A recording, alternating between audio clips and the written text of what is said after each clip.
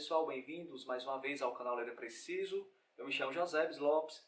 Nesse vídeo falarei sobre o 13º livro que eu li em 2018, chamado Criação do Ocidente, a Religião e a Civilização Medieval, do escritor britânico Christopher Dawson.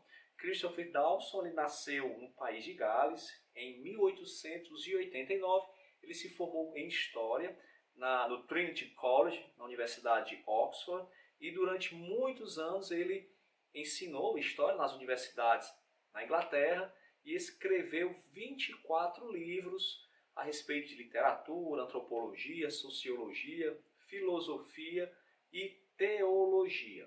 Nesse livro, ele vai explicar as origens da civilização ocidental, principalmente a origem da Europa. A Europa, como nós conhecemos hoje, ela tem um desenvolvimento que remonta a séculos atrás. Então ele vai tentar explicar a origem da Europa moderna a partir da religião, da economia, das sociedades, né, que haviam ali na Idade Média, Idade Antiga e Idade Média, entre outros assuntos. E é muito interessante esse livro porque, infelizmente, há um mito que tenta depreciar principalmente a Idade Média, né? Conhecida como a Idade das Trevas. Infelizmente ainda é muito comum esse termo. É um termo que, na minha opinião, um historiador sério ele jamais usaria um termo desse, porque Idade das Trevas não traz justiça ao que realmente foi a Idade Média, que teve os seus problemas, como qualquer outro período.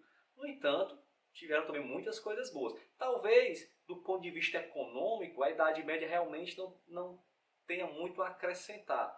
Mas do ponto de vista científico, religioso, cultural, é um período também bastante rico. Mas, se eu não me engano, eu li isso em algum lugar, devido ao movimento iluminista do século XVIII, que defendia naquele momento uma ruptura com os paradigmas passados de religiosidade, por exemplo, que cunharam esse termo Idade das Trevas, que a partir daquele momento o ser humano ele estaria na luz, né, da razão humana, e o período anterior, que seria esse período da Idade Média, seria conhecido como Idade das Trevas. Infelizmente esse termo pegou, e é muito comum as pessoas terem uma visão da Idade Média deturpada, muito em função de livros, de filmes, que muitas vezes não tem nenhum compromisso com a verdade. São obras de ficção, mas que infelizmente acabam mostrando uma Idade Média de uma maneira muito pejorativa. E isso tem sido muito difícil desconstruir essa visão da Idade Média. E esse livro, eu acredito que ele tem essa função, fazer justiça realmente a esse período anterior à Revolução Científica do século XVII, por exemplo. Aquele período ali entre os séculos V até o 12º século da Era Cristã. O livro é dividido em 12 capítulos. É um livro publicado pela Realizações, que é uma editora que tem feito um excelente trabalho na publicação de livros que saem um pouco dessa visão mais progressista. São livros mais conservadores, muito bons. E é um livro de 260 páginas aproximadamente. É dividido em 12 capítulos. Rapidamente, para não ficar muito extenso, capítulo 1, Introdução, o sentido do desenvolvimento do Ocidente. Capítulo 2, as origens religiosas da cultura ocidental, a Igreja e os bárbaros. Esse capítulo aqui é interessante porque vai mostrar como, com a queda do Ocidente, do Império Romano no Ocidente, como a Igreja Católica ela segurou as pontas ali, né, contra a invasão dos bárbaros. O bárbaro aqui é todo aquele que não fazia parte do Império Romano. Então o Império Romano cai no Ocidente e a Igreja Católica ela é responsável por salvar, entre aspas, toda aquela cultura que já havia dos bárbaros. Na realidade, a Europa ela correu sérios riscos de não ser o que é hoje. Mas a Igreja Católica ela segurou bem as pontas ali. Ele vai explicar com bastante detalhes como a Igreja Católica fez isso. Capítulo 3, os monges e a formação da tradição ocidental. Capítulo 4, os bárbaros e o reino cristão.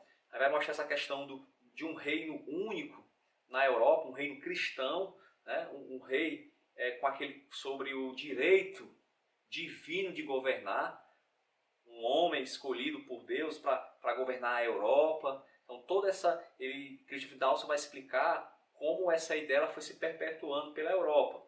E como o rei ele tinha esse entendimento, que ele era um rei de um reinado, de uma nação, mas também era servo de Cristo, servo de Deus. Então, quando os bárbaros tentavam invadir um reino, aquele rei ele se tornava, na concepção dele e do povo e da igreja, como o defensor da causa de Cristo.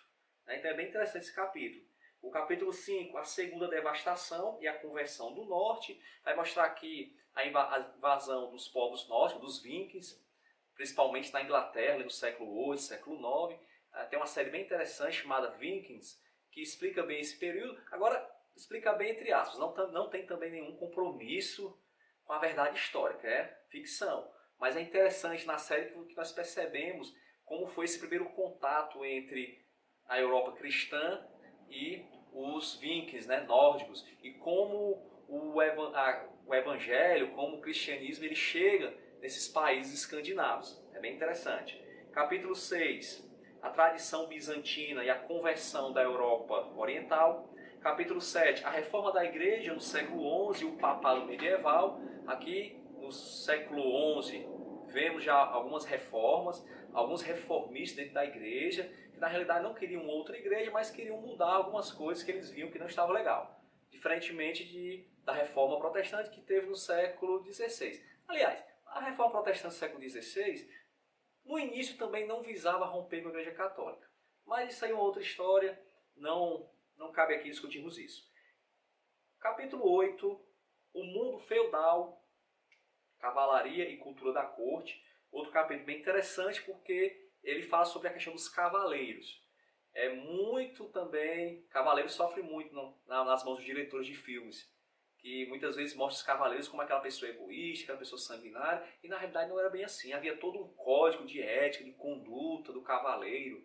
Eles se viam como servos de Cristo também, como defensores da fé cristã, como defensores dos oprimidos. Evidentemente que poderia haver alguns que não eram assim, mas via de regra havia toda uma áurea de honra nos cavaleiros da cultura dessa época medieval. Capítulo 9, a cidade medieval, comuna e guilda, como surgem as primeiras cidades. Capítulo 10, a cidade medieval, escola e universidade, que é outro legado do cristianismo na Idade Média, a criação das escolas e das universidades. Então não é justo dizer que o cristianismo é anti-intelectual, que o cristianismo é contra a ciência. Isso é uma falácia, não é verdade. Capítulo 11, o século XIII e a crise religiosa da cultura medieval. E capítulo 12, conclusão, religião medieval e cultura popular. Tá? Então, como eu avalio esse livro? De 0 a 5 eu daria uma nota 3. Por quê? Porque apesar de serem temas bem interessantes, informações valiosas nesse livro, eu acredito que falta a esse autor, que é o primeiro livro que eu li dele, Christopher Dawson, falta um pouco essa influência na escrita. Eu não achei um bom escritor. Em alguns momentos a leitura fica um pouco parada, interrompida, não consegue fluir. Eu acho que falta um pouco de habilidade do escritor para trazer as informações muito valiosas, por sinal. Então eu dou a nota 3, mas eu indico também esse livro, principalmente para aqueles que querem conhecer um pouquinho mais sobre o período da Idade Média, longe dessas falácias que já são bem comuns, que vocês conhecem bem. Eu acredito que é um livro mais imparcial, que dá uma outra visão do que foi a Idade Média. Ok? Então, esse é o 13º livro de 2018. Agradeço a você que ficou até aqui me acompanhando e aguardo você no próximo vídeo. Vamos ler, porque ler é preciso.